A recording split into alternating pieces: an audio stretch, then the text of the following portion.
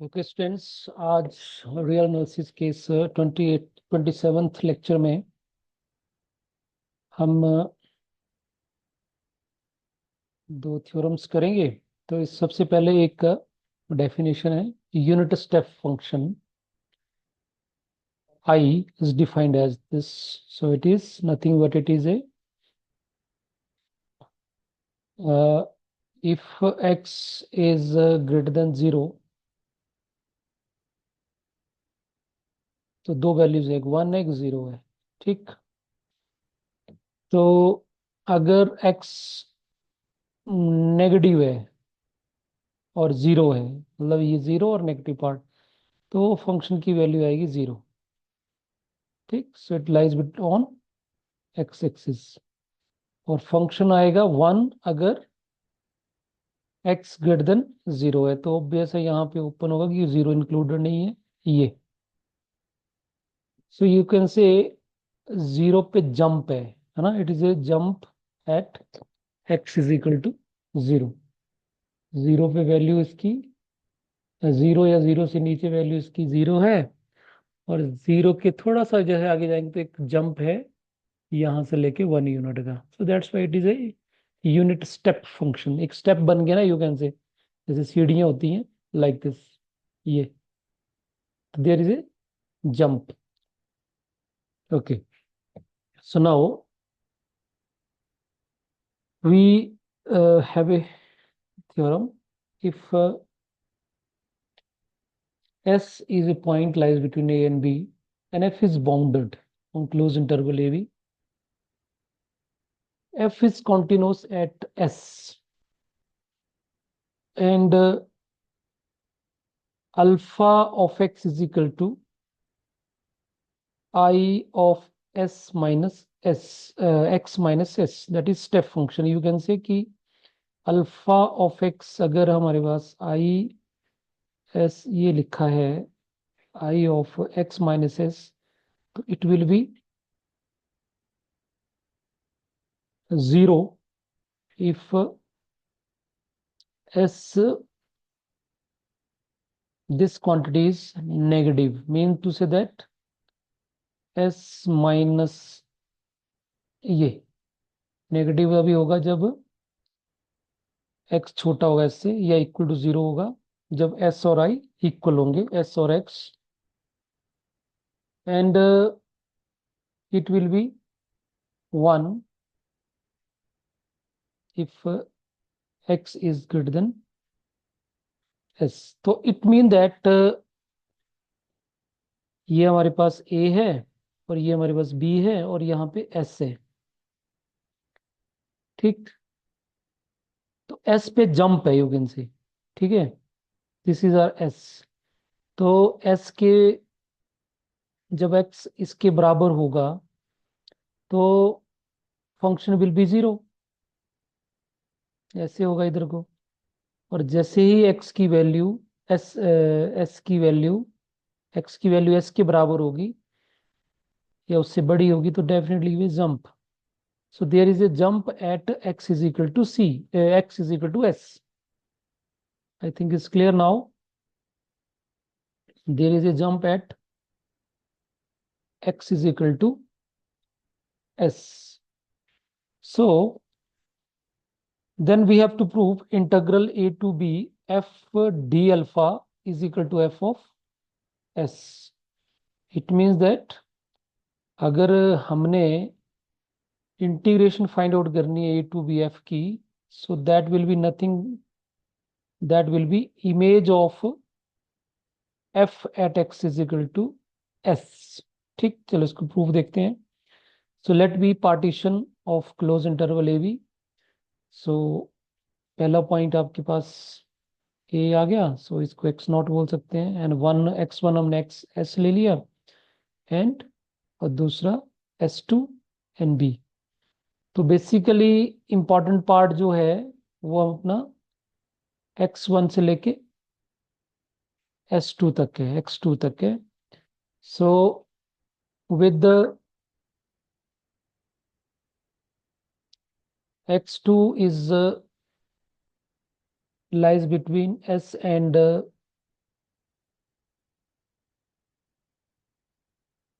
D. ठीक, so it is clear that कि अपना ये जो पार्टीशन है इसमें कितने पॉइंट हो गए, एक ए हो गया, एक एस हो गया, एक x2 और एक बी। तो इन रिमन स्टेल्ज सम में हमें ओनली सब इंटरवल एस से लेके S2 तक मैटर करेगा, बिकॉज एस के ऊपर तो ये there is a jump, because अभी हमने डिस्कस कर लिया, because at x is equal to s there will be a jump. So that's why UPF alpha is equal to, इस इंटरवल में M2 हमने मैक्सिमा ले लिया और इसमें इन्फीमम ले लिया। डेफिनेटली इस इंटरवल में जब हम x2 से लेंगे तो यहाँ पे डेफिनेटली जो अल्फा अपना अल्फा x2 आएगा वो 1 होगा। सो it is nothing but is M2 into 1। और इस इंटरवल में भी आपका अल्फा x2 जो होगा वो 1 आएगा, तो इंटू आपका सिंपल जो सुप्रीमम ऑफ इस इंटरवल में होगा, M2 इज सुप्रीमम ऑफ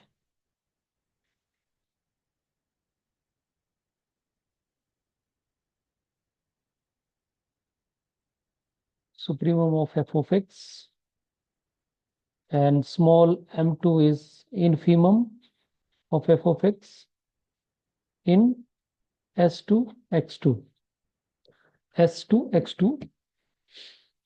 तो definitely it means that UPF alpha और एलपीएफ अल्फा अलग अलग आएंगे, बट जैसे ही अब एस के ऊपर फंक्शन जो है वो कंटिन्यूस है।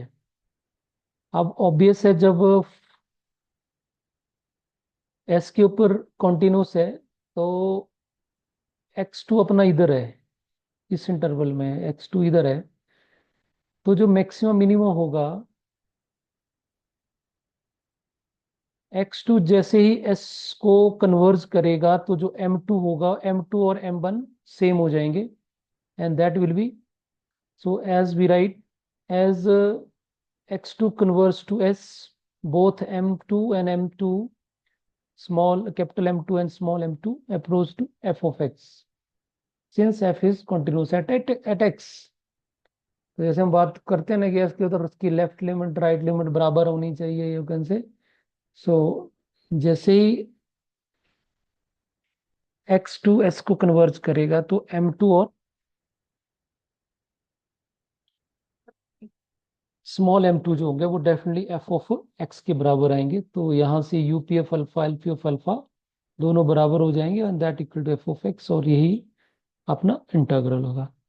तो ये सिंपल सा प्रूफ है। चलो इसके बाद एक और हम रिजल्ट करते हैं। Again it is a theorem. So we have Cn greater than equal to 0 for all x1 x2 x3, और ये जो नंबर्स हैं ये सीक्वेंस बनाता है, summation Cn is converges, and sequence Sn is a sequence of points in close interval AV। Close interval AV के पास के अंदर जितने भी पॉइंट्स हैं उन उन उन पॉइंट से हमने क्या बना लिया, एक सीक्वेंस बना लिया एक्स एस एन। अब देखो अल्फा डिफाइन किया है, अल्फा हमारा मोनोटोनिकली इंक्रीजिंग फंक्शन होता है इंटीग्रेशन में, रीमन इंटीग्रल में, रीमन स्टेल्जस इंटीग्रल में।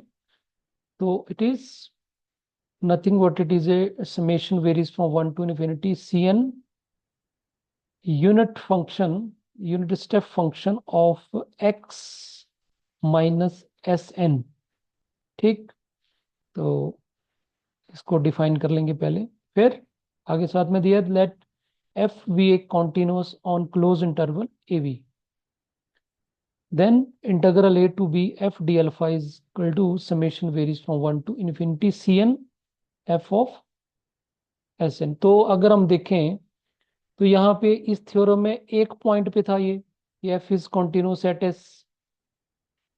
ठीक। अब इसमें तो ये integral A to B F D alpha f of s के बराबर आया था। अब यहाँ पे क्या फर्क है स्टूडेंट? यहाँ पे फर्क है कि अपना एफ जो है वो कॉन्टिन्यूस है ए और बी के बीच में, और ए और बी के बीच में जितने भी पॉइंट है वो क्या है? वो सीक्वेंस एस एन है। इसका मतलब ये S1 के ऊपर भी कॉन्टिन्यूस हुआ, S2 के ऊपर भी, S3 के ऊपर भी। इस तरह से हमारे पास ये पॉइंट आएंगे।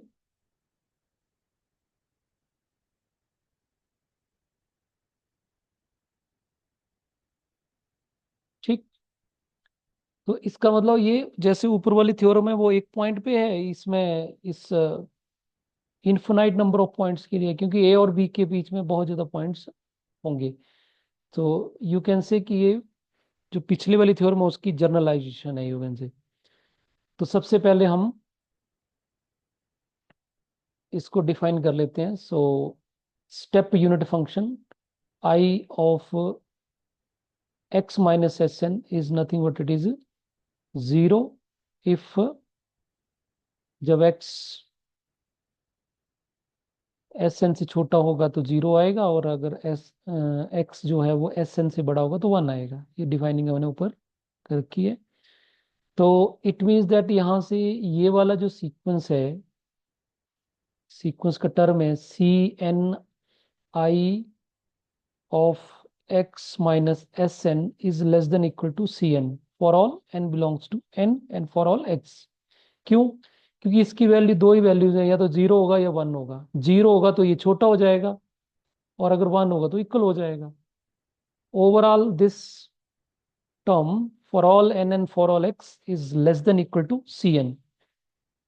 बट ये वाली जो सीक्वेंस है, sequence C N convergent given दी है, और सो एक कंपैरिजन टेस्ट, ये वाला सीक्वेंस भी कन्वर्ज होगा। ये हम बीएससी लेवल पे पढ़ते हैं कि हमारे पास अगर दो सीक्वेंस है, सीक्वेंस ए एन और b n for all n से छोटा है, और सीक्वेंस अपना बी एन कन्वर्जेंट है, तो डेफिनेटली सीक्वेंस ए एन भी कन्वर्जेंट होता है। ठीक। बिकॉज कन्वर्जेंट से नीचे जो सीक्वेंस है वो कन्वर्जेंट ही होने वाली है।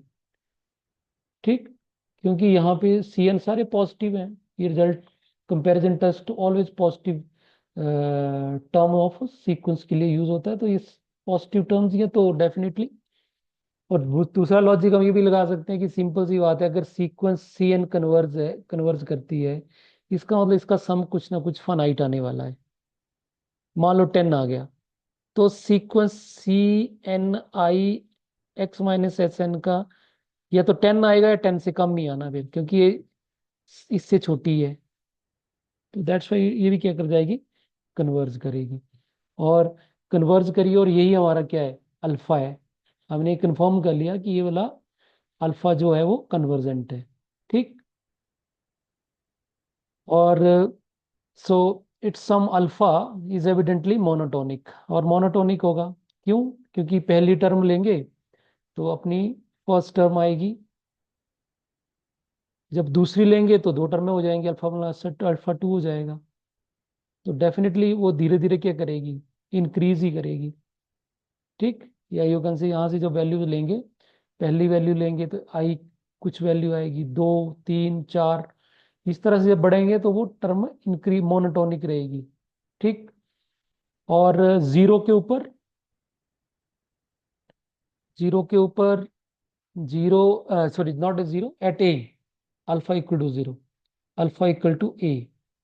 तो ए इधर है, बी इधर है, और ये जो एस एन है वो बीच के पॉइंट्स हैं, है ना, सीक्वेंस एस एन है। तो सीक्वेंस का जब सबसे छोटा पॉइंट हम डालेंगे यहाँ पे, ठीक, तो इट मीन दैट ये जो आपका एक्स होगा वो सारे एस एन से छोटा होगा, और जब छोटा होगा तो इसकी वैल्यू क्या है, जीरो है। देखो, जब एक्स आपका एस एन से छोटा होगा तो ये जीरो आएगा, so it will be zero. At alpha. और जब एक्स की वैल्यू हम बी बी पुट करेंगे तो सारे सीक्वेंस की टर्म में नीचे होंगी इससे। It mean that x will B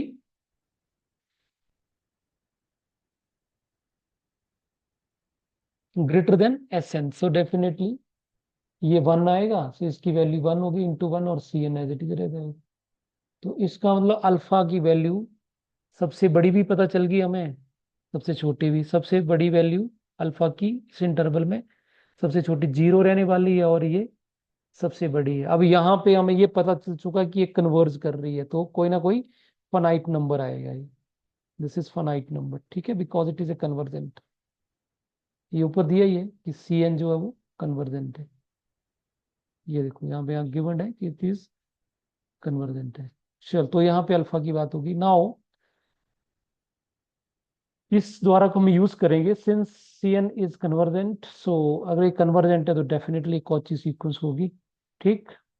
और कॉची की यहाँ पे डेफिनेशन लगा ली for given epsilon greater than 0, we choose n so that n varies from n plus 1 to infinity, cn is less than epsilon। that is इसका मतलब हो गया cn plus 1, cn plus 2 plus so and so, cn plus so and so is less than epsilon। ठीक, Cauchy criterion लग गया यहाँ पे। So now we can say that कि हम इस अल्फा को ना दो पार्ट्स में डिवाइड कर सकते हैं। एक पार्ट हो गया एन वन से लेके कैपिटल एन तक, उसको हमने अल्फा वन मान लिया, बाकी एज इट इज। और एन प्लस वन से लेके इन्फिनिटी तक उसको हमने अल्फा टू मान लिया। तो अल्फा को हमने दो पार्ट में डिवाइड कर दिया, alpha one plus alpha to, ठीक। क्योंकि इसकी वैल्यू हमें पता चल गई कि यहां से लेके यहां तक इसकी वैल्यू जो वो लेस देन एप्सिलॉन है, ठीक। चलिए फिर अब हमने ये थ्योरम यूज कर ली स्टूडेंट्स, जो अभी ऊपर वाली पढ़ी हमने 6.13। तो क्या था कि एफ ऑफ जिन पॉइंटों पे ये कॉन्टिन्यूस होगा, सो दैट्स वाई यहाँ पे आप देख लो इसको, यहाँ पे अल्फा ऑफ एक्स जो था वो आई ऑफ एक्स एस माइनस, तो इंटीग्रल ए टू बी कितना किसके बराबर आया था, एफ ऑफ एस के बराबर इमेज। तो यहाँ पे इस क्वेश्चन इस थ्योरम में अल्फा एक्स के अंदर सी एन है एक्स्ट्रा, बाकी तो I of X minus S N as it is है। तो सेम यहाँ पे हम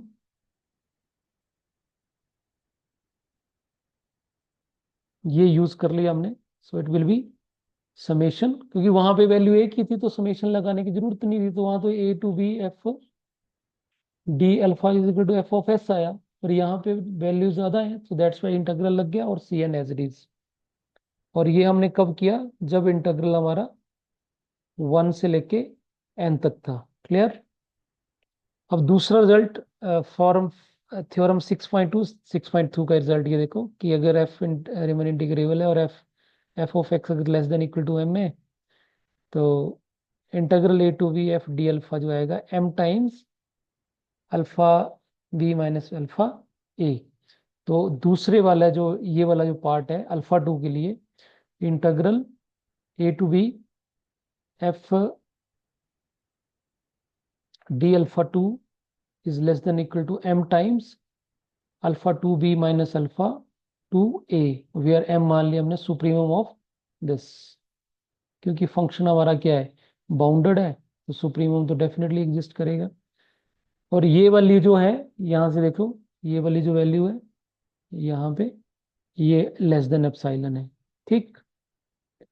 लेस देन एप्सिलॉन है तो डेफिनेटली अल्फा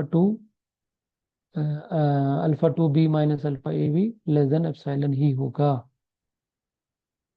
तो इन दोनों से कंबाइन करके what we get integral A to B F D alpha two is less than M times epsilon. Now alpha हमारा alpha one plus alpha two हो गया, तो ये हमने ऊपर प्रूव कर लिया। इक्वेशन वन से ये आ गया हमारे पास, और इक्वेशन टू में ये आ गई हमारी इक्वेशन टू। तो इक्वेशन वन एंड टू मैंने यहाँ पे लिख दी। नाउ जो हमने प्रूव करना वो लेके चलते हैं। Integral A to B F D alpha minus integral summation, not integral, summation 1 to n cn f of sn। ठीक, अब ये अल्फा जो है वो क्या है, अल्फा प्लस अल्फा 2 है। तो मैंने अल्फा को अलग अलग कर दिया क्योंकि हमने रिजल्ट पढ़ रखा है कि f D alpha 1 alpha 2 is nothing but it is equal to integral A to B F D alpha 1 plus integral A to b d alpha 2। तो इसको हमने अलग अलग कर दिया, ये और ये टर्म है सीरीज। अब यहां से हम इक्वेशन, यहां से इसकी वैल्यू पुट कर लेते हैं। Integral A to B F D alpha 1 जो किसके बराबर है, summation varies from 1 to capital n f D alpha 1। ठीक,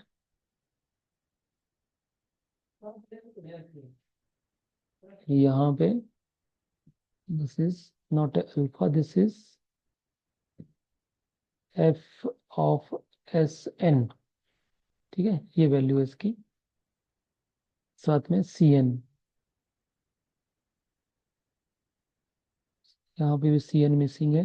ठीक, सो ये और ये आपस में कैंसिल हो जाएंगे, तो we left with integral A to B f alpha 2। ठीक, so this quantity is nothing but it is less than m times epsilon. तो एप्सिलॉन आर्बिट्रेरी है और n को अगर इन्फिनिटी को टेंड करवाएंगे so this definitely equal to 0। ठीक, 0 आएगा, it mean that integral A to B f d alpha is equal to summation varies from 1 to infinity cn f of sn. So that's all for today's lecture. Thank you.